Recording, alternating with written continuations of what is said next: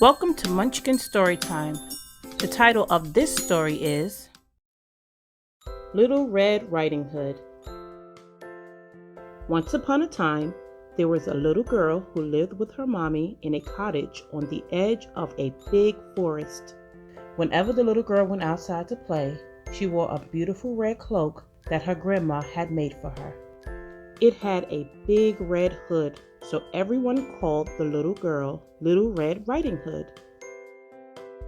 One day, Little Red Riding Hood's mommy asked her to take a basket of food to her grandma.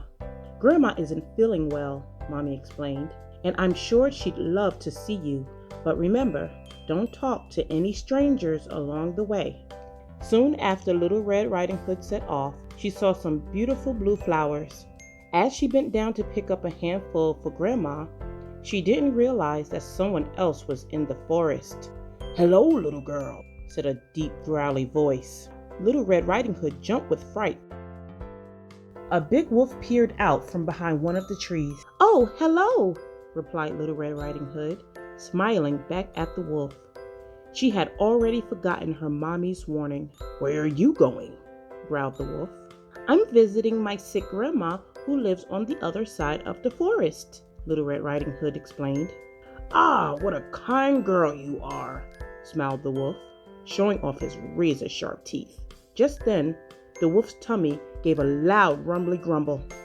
"What was that?" asked Little Red Riding Hood. Just some thunder over the hills," said the sneaky, hungry wolf, and he ran away as fast as he could to Grandma's cottage. The hungry wolf peered through Grandma's window and saw the old lady in bed. With a loud howl, the wolf dashed into the cottage and gobbled up Grandma in one big gulp. Then the wolf put on Grandma's spare nightcap and glasses, wiggled into her bed, and pulled the quilt up to his chin. Now all he had to do was wait for Little Red Riding Hood to arrive.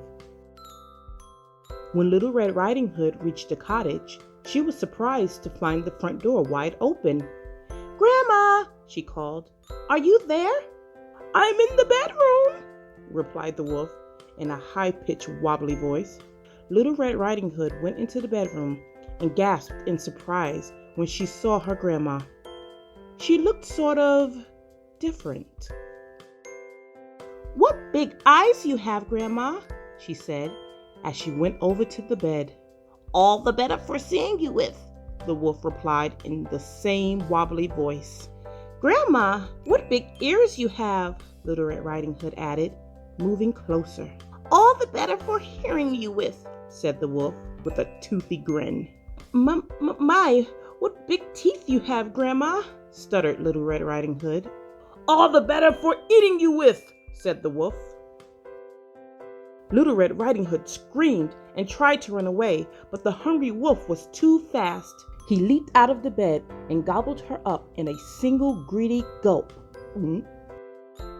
A passing woodcutter had heard Little Red Riding Hood scream and came running into the cottage. When he saw the wolf's enormous belly, he guessed what had happened. He picked up the wolf and shook him hard. Little Red Riding Hood and Grandma flew out of the wolf's mouth. Luckily, they weren't hurt, but they were very cross. Grandma, Little Red Riding Hood, and the woodcutter chased the wolf into the forest and over the hill. The embarrassed wolf never came back, and Little Red Riding Hood never spoke to strangers again. The end.